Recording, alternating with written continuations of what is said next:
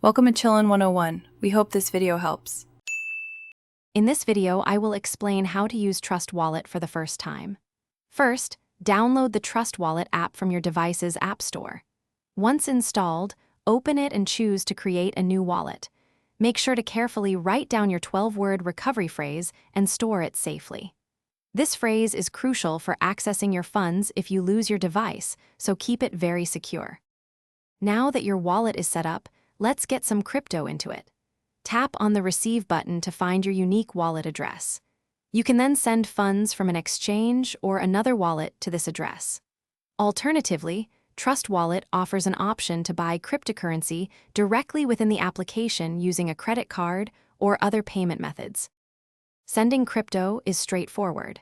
Choose the asset you want to send, tap Send, and paste the recipient's wallet address. Always double-check the address to avoid errors. If you want to exchange one cryptocurrency for another, use the built-in swap feature. This allows you to convert assets quickly and conveniently without leaving the app. Protecting your assets is paramount.